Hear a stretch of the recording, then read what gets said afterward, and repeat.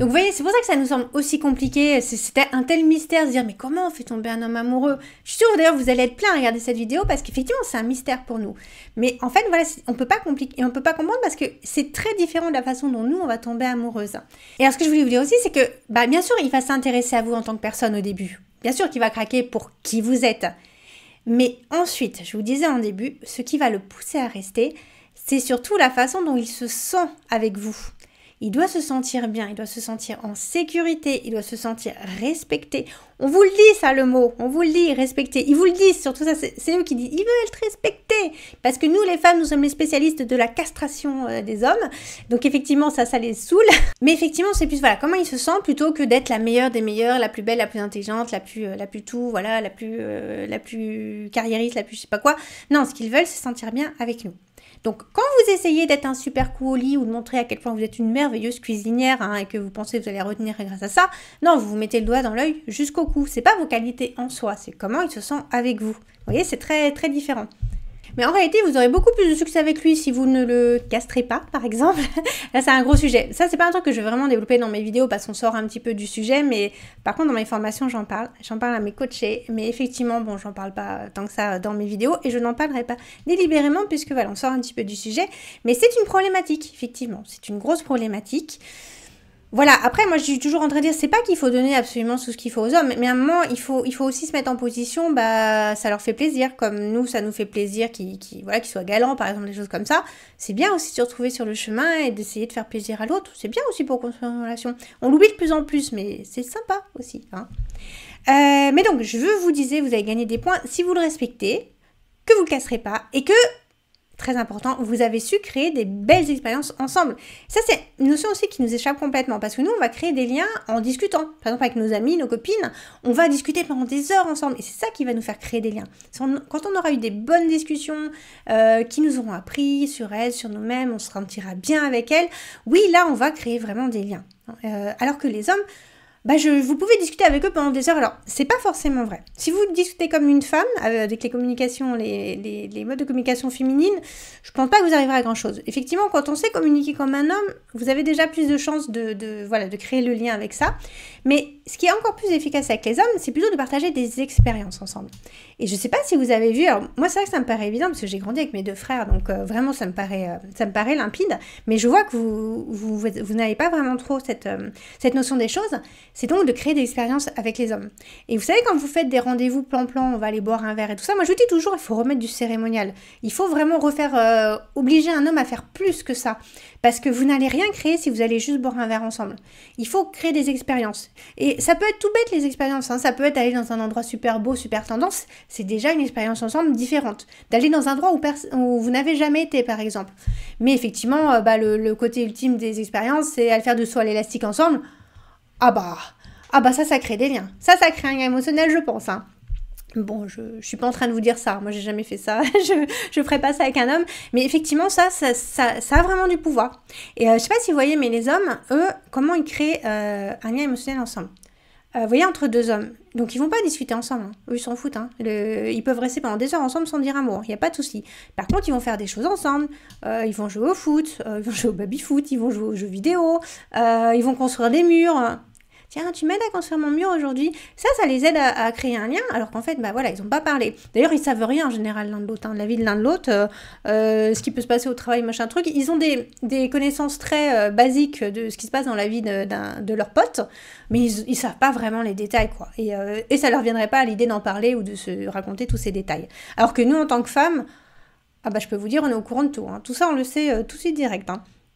Mais du coup, voilà, ils vont faire des choses ensemble et ça va créer un lien. Ça, voilà, c'est des choses qui sont très différentes de la façon dont fonctionne nous. Donc, quand on vous dit de faire des beaux rendez-vous et d'arrêter de faire des rendez-vous n'est-ce pas, les petits aller boire un verre, faut pas aller boire un verre, faut pas laisser les hommes faire ça. Et même si c'est lui qui vous demande de ça, et ce qui est difficile à comprendre pour nous, c'est qu'effectivement, il va nous dire, tiens, on va juste boire un verre, parce qu'il n'a pas intérêt à s'appliquer dans un sens. Je l'ai dit. Pour eux, ça leur va très bien s'il n'y a pas de relation sérieuse et tout. Ça leur va très bien. Ils peuvent passer 3 ans avec vous sans avoir le titre de couple, ça leur va très bien. Donc effectivement, ils ont intérêt à ne pas s'impliquer, à pas faire ce genre de rendez-vous qui va créer ce lien. Donc à un moment, il faut un petit peu forcer les choses, pas avoir peur de lui mettre la pression. Ça, je vous ai fait une vidéo, je pense qu'elle va sortir très bientôt. Vous allez voir. Non, arrêtez d'écouter les gens qui vous disent faut pas mettre la pression aux hommes. Eh ben ma cocotte, si tu mets pas la pression aux hommes, bah, excuse-moi, mais tu n'auras pas grand-chose. En tout cas, tu te mettras pas en couple. Hein. Mais c'est vrai que des fois, je me dis, en fait, vous savez, par exemple, si un homme, il sait qu'avec vous, il va pas s'ennuyer. Ben, je pense que ça a quand même plus de poids que, en réalité, qui vous êtes, votre personnalité. Même si je vous l'ai dit encore, au début, ce qui va l'attirer, c'est votre personnalité, qui vous êtes, voilà. Mais, et nous, on va vraiment flasher sur un homme et tomber amoureux d'un homme en fonction de qui il est. Mais pour un homme, je suis pas sûre que ce soit aussi prégnant. Il va nous remarquer pour ça. Certains vont tomber amoureux de nous pour ça, il n'y a pas de souci. Hein, je veux pas dire qu'ils sont tous comme ça.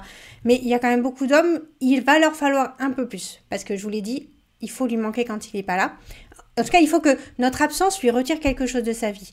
Donc c'est pour ça que je dis, par exemple, s'il sait qu'avec vous, ben, il va pas s'ennuyer, que vous aurez toujours des activités à faire, vous allez passer des super moments, vous aurez des super expériences ensemble, ben, effectivement, votre absence va lui retirer quelque chose de sa vie. Il aura des week-ends beaucoup moins sympas que quand vous êtes là, quoi. Et c'est vrai qu'il faut vraiment se focaliser là-dessus. Alors c'est pas, je vous dis pas d'envoyer des paillettes tout le temps, de tout le temps proposer des trucs, mais voilà, d'avoir un échange de choses que vous allez construire ensemble. Vous voyez, par exemple, ça peut être faire des randonnées ensemble. Si vous êtes en face de quelqu'un qui adore faire des randonnées, vous faites une randonnée ensemble, bah c'est génial, ça construit un lien, vous aurez des références en commun, vous aurez des souvenirs en commun. Ça va plus compter que oh ben on est juste en train de boire un verre et on va se raconter notre life. Parce qu'à un moment ça va pas rester. Vous voyez, c'est pas des souvenirs qui vont rester. Ce dont vous avez parlé, déjà il s'en souviendra même pas, ça se trouve il a pas écouté. Les hommes ils écoutent pas la moitié de ce qu'on raconte en général. Ça vous énerve que les hommes ils écoutent pas tout ce que vous dites, c'est comme ça. Vous posez pas la question, ils s'entendent pas tout. Quand vous dites 100 mots, ils en retiennent 10. Non, ils en écoutent 30. Ils en retiennent 10. Donc à un moment, il faut déjà savoir se concentrer sur les vraies choses. Et vous voyez, ce sera plus simple de construire un lien en faisant des choses ensemble qu'en discutant avec lui et que de toute façon, il ne se souviendra même pas de ce que vous lui avez raconté.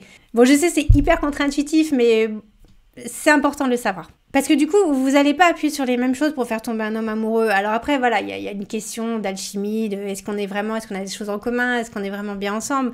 Voilà, il y a des choses que vous ne pourrez pas forcer.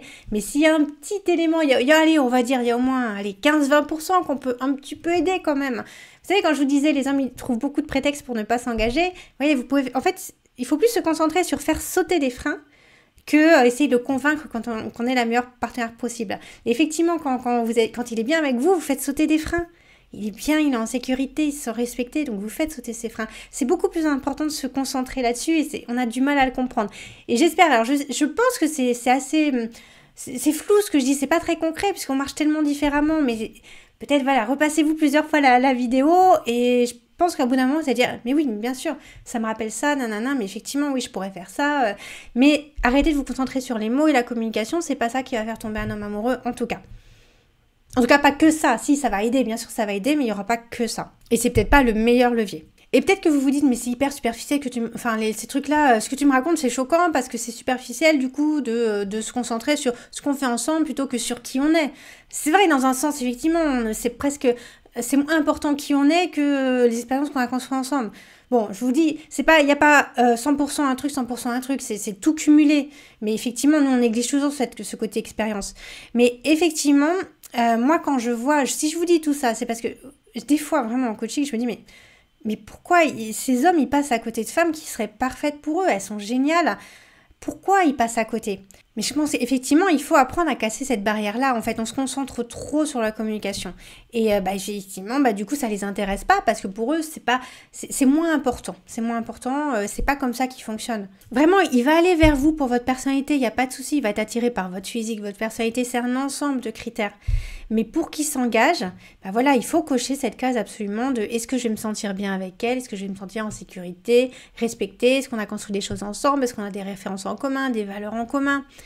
Voilà, c'est très intangible. Qu'est-ce qui fait que quelqu'un va tomber amoureux d'un autre? Mais en tout cas, voilà, on peut donner un petit coup de pouce grâce à ça. Disons, aider à cocher toutes les cases. C'est pas de la manipulation, pas du tout. C'est juste comprendre comment l'autre fonctionne et de s'adapter un petit peu plus. Parce que si je vous le dis pas, vous le faites pas, les trucs d'expérience. Vraiment, nous on se dit, moi, j'ai tellement kiffé d'aller prendre ce verre avec lui, on a discuté, on a eu des conversations hyper profondes, on a eu des fous rires, on s'est bien amusé. Alors qu'en réalité, lui, il a passé un bon moment, mais dans sa tête, il n'y aura pas un truc qui va se faire. Il n'y a pas le même lien là, il n'y a pas la même connexion qui va se faire dans votre tête à vous. Donc, c'est important d'insister bien dessus. Voilà, j'espère que ça va vraiment vous aider. Voilà, je pense, allez, 10-15%, si vous arrivez à maîtriser ça, vous améliorez vos chances de 10-15%. C'est déjà énorme, hein, c'est énorme. Donc, n'hésitez pas à vous la repasser. Je sais que c'est des notions complexes. Voilà, j'espère que ça vous a plu. N'hésitez pas à liker, commenter, mettre un petit pouce, vous abonner. Voilà, vous connaissez la chanson. Et je vous dis à très bientôt. Bye!